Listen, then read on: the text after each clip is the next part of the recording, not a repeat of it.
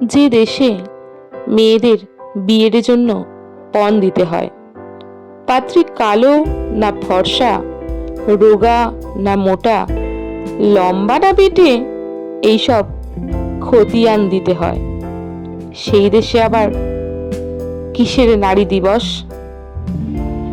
যে দেশে পিরিয়ডস হলে মেয়েদের ঠাকুর ঘরে যেতে দেওয়া হয় না, ধর্ষিতারা বিচার পায় না, মায়ের মমতা হয় বিকৃত, সেই দেশে আবার ঘটা করে নারী দিবস পালন, শুনলেই হাসি পায়।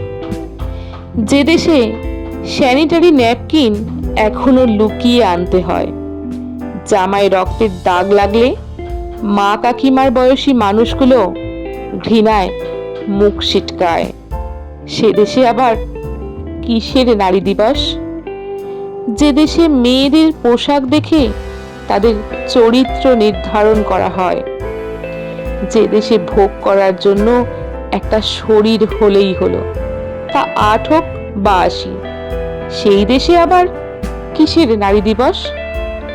যে দেশে গৃহবধূদের প্রতিনিয়ত শুনতে হয়, সারাদিন বাড়িতে কি করো?